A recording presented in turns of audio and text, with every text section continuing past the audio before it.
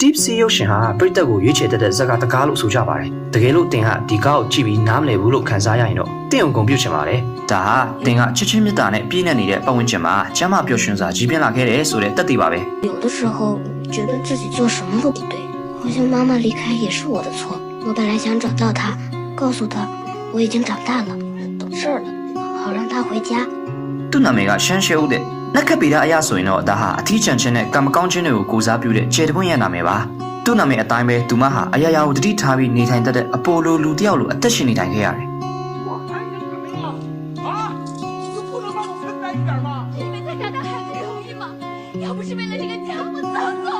်မိဘတွေကကွာရှင်းတော့ကြပြီးအဖေကနောက်အိမ်အောင်ပြုခဲ့တယ်အစ်စ်ပြန်လဲတိဆောက်ထားတဲ့ဒီမီတာစုလေးမှာညီလေးကဒါအဓိကဘို့ချက်ဖြစ်ပြီးသူမကတော့မီတာစုတက်ပုံရရင်တော့ဘေးကိုအရောက်ခံရတဲ့ပြင်ပလူတစ်ယောက်တက်ပါပဲလုံးဝအပေခံမဖြစ်သွားရအောင်ရှမ်းရှုပ်ဟာလိမ္မာရေးချရှိခြင်းဆိုတဲ့မျက်နှာဖုံးတက်ဆင်ထားခဲ့တယ်။ဝမ်းနဲ့ကြေကွဲမှုတွေကိုမျိုးတိတ်ပြီးစော့ကစားခွင့်တွေကိုညီလေးအတွက်ဖယ်ပေးခဲ့တယ်။မိထွေးဝယ်ပေးတဲ့ကိုချစ်တောင်းနဲ့မတော်တဲ့ဖက်နှက်ကိုရတဲ့အခါမှာတော့အလွန်မင်းဝမ်းသာနေတဲ့အပြုံးသူကြီးကိုပြုံးပြတတ်ခဲ့တယ်။ဒါပေမဲ့သူတစ်ပါးအလိုကျဖြစ်အောင်အမြဲတမ်းကြိုးစားနေရလေလေသူ့ရဲ့စိတ်နှလုံးသားလေးကပိုပြီးတော့ဒဏ်ရာတွေများလာလေလေပါပဲ။နောက်ဆုံးတော့စိတ်ကြယောဂရှိနေပြီဆိုတဲ့စစ်စစ်ချက်အဖြစ်ထွက်လာတဲ့အခါမှာတော့တူမရဲ့ဟန်ဆောင်မှုတွေအားလုံးပြိုလဲသွားခဲ့ရပါတယ်什么狗屁抑郁症？师兄，我跟你说，你没什么事儿啊，你就多笑笑，自然就会好起来的。咱花那冤枉钱干嘛呀？妈，知道了。ခဏပြုံးပြီးရင်ကောင်းတော့မှာပ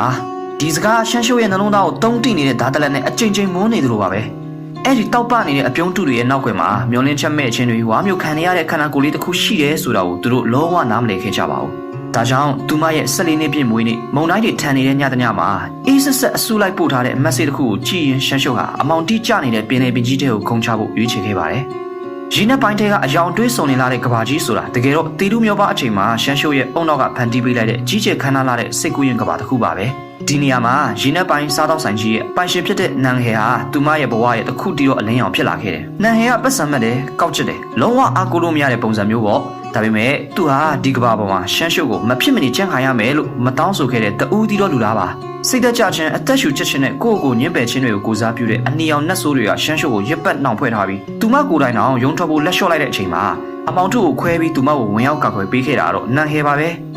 你呢，也不用那么过分懂事儿。不想笑你就别笑，想哭你就大声哭出来。ဒီစကားလေးကိုကြားရဖို့ရှမ်းရှုပ်က14နှစ်တိုင်စောင့်ဆိုင်ခဲ့ရတယ်လို့14နှစ်လုံးလုံးဝမ်းနေပူဆွေးခဲ့ရပါတယ်ဒီရင်နှက်ပိုင်းခီးစင်ဆိုတာတကယ်တော့ရှည်လျားပြီးနာကျင်စရာကောင်းတဲ့ခွဲခွာခြင်းတစ်ခုပါအမေကိုရှာတွေ့ရင်သူမကိုသူမကယ်တင်နိုင်မယ်လို့ရှမ်းရှုပ်ကအမြဲတမ်းတင်ခဲ့တာပါဒါပေမဲ့စိတ်ကူးရင်ရင်နှက်ကဘာကြီးပြိုလဲပြတ်ကျလာချိန်မှာကြီးမားတဲ့ကန့်လန့်ကာကြီးရဲ့နောက်ွယ်ကနေခေါ်နေတဲ့အမေရဲ့နူးညံ့တဲ့အတန်ကိုကြားလိုက်ရတဲ့အခါမှာတော့သူမခြေလမ်းတွေရက်တက်သွားခဲ့ပါတယ်ဘာလို့လဲဆိုတော့လဲတော်မကြည့်ပဲထွက်သွားခဲ့တဲ့အဲ့ဒီအတိတ်ကကြောပြင်ဟာအတိတ်မှာပဲကြံခဲ့ပြီဆိုတော့သူမနောက်ဆုံးကတော့နားလေသွားခဲ့လို့ပါပဲအခုအချိန်မှာတော့သူမကိုကယ်တင်ဖို့အေးဆက်နေတဲ့ပင်လယ်ရေထဲမှာတညလုံးစိန်ခံခဲ့ပြီးသူမပြုံးလာအောင်အစွမ်းကုန်ကြိုးစားပေးခဲ့တဲ့ဒဇိန်တယောက်ဖြစ်တဲ့နန်ဟဲတာလင်သူမကိုကြောက်ခံပါတဲ့ကနေတကယ်တမ်းဆွဲထုတ်ပေးမဲ့လက်တစုံဖြစ်တယ်ဆိုတာသိသွားခဲ့ပြီလေဒါကြောင့်မျက်ရည်တွေကျနေတဲ့ကြားကပဲအဲ့ဒီကန့်လန့်ကာကြီးကိုအစွမ်းကုန်ဆွဲဖြတ်ပစ်ခဲ့တယ်ကန့်လန့်ကာကသူမရဲ့မျက်နှာကိုရှာရတွေထင်စေခဲ့ပေမဲ့သူမလုံးဝနောက်မဆုတ်ခဲ့ပါဘူးအဲ့ဒီအချိန်လေးမှာပဲရှမ်းရှုပ်ဟာသူမဘဝရဲ့အတစ်တပံပြန်လဲမွေးဖွားခြင်းကိုအသက်သွင်းနိုင်ခဲ့ပါပြီ知道，有的时候这个世界看上去是灰色的，不像梦里那么五彩斑斓。可是，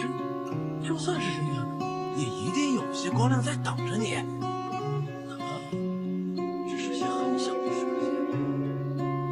也值得你努力活下去。你可千万别再。နောက်ဆုံးမှာတော့နန်ဟဲဟာရင်းနှက်ပိုင်းထဲကိုနစ်မြုပ်သွားခဲ့ပေမဲ့သူဟာရှမ်းရှုပ်ရဲ့ဘဝထဲကကျဲကလေးတွေအဖြစ်ပြောင်းလဲသွားခဲ့ပါတယ်။ Deep Sea ရုပ်ရှင်ဟာစိတ်ကြယောဂခံစားနေရသူတွေရဲ့အနက်ရှိုင်းဆုံးနာကျင်မှုတွေကိုအလွန်ရိုးသားဖြူစင်စွာနဲ့ခွဲခြမ်းစိတ်ပြပြခဲ့ပြီးအဲ့ဒီနောက်မှာတော့နူးညံ့ကျင်နာစွာနဲ့ပြန်လဲချိုးလို့ကုစားပေးခဲ့ပါတယ်။ရှမ်းရှုပ်လိုပဲခံစားလွယ်ပြီးချစ်ချင်းမြတ်တာငတ်မွတ်နေတဲ့ညက်နဲ့တွေမှာကိုယ့်ကိုယ်တန်တရားဝင်နေတတ်တဲ့ကလေးငယ်တိုင်းကိုဒီကားလေးကပြောပြချင်တာကတော့မင်းကိုမင်းပြီးပြည့်စုံတဲ့သူတယောက်ဖြစ်အောင်အတင်းကျပ်ဖိအားပေးနေစရာမလိုပါဘူး။နာကျင်မှုတွေကိုခွင့်လွှတ်ပေးဖို့ကိုယ့်ကိုယ်တွန်းအားပေးနေစရာလည်းမလိုပါဘူး။မင်းဘာမှမလုပ်နိုင်ခင်တော့မှတခါတည်းမှာမောင်မိုက်နေတတ်တဲ့ကဘာကြီးထဲမှာအသက်ကိုဝါရှူပြီးရှင်သန်နေထိုင်နိုင်ဖို့ကြိုးစားနေုံနဲ့တင်မင်းဟာမင်းရဲ့ကိုယ်ပိုင်ဟီးရိုးဖြစ်နေပါပြီတကယ်လို့အခုချိန်မှာတင့်ကဘာလေးထဲမှာမိုးတွေရွာနေသေးဆိုရင်တင့်အတွက်ထီမိုးပေးဖို့ခိုင်မာတဲ့ဆုံးဖြတ်ချက်တွေနဲ့အခက်အခဲတွေကိုကြော်ဖြတ်ပြီးတင့်စီကိုပြေးလာနေတဲ့နန်ဟဲတယောက်အမြဲတမ်းရှိနေတယ်ဆိုတာကိုယုံကြည်လိုက်ပါနောက်ဆုံးအနေနဲ့တင်အခုချိန်ကစပြီးပြုံးတဲ့အပြုံးတိုင်းဟာယူသားစစ်မှန်တဲ့အပြုံးတွေဖြစ်ပါစေလို့ဆုတောင်းပေးပါတယ် ပြီးတော့ကျွန်တော်တို့ပတ်ဝန်းကျင်မှာရှိတဲ့စိတ်ကြယောဂခံစားနေရတဲ့တငယ်ချင်းတွေကိုလည်းပို့ပြီး view စိုက်ပေးကြဖို့တောင်းဆိုချင်ပါတယ်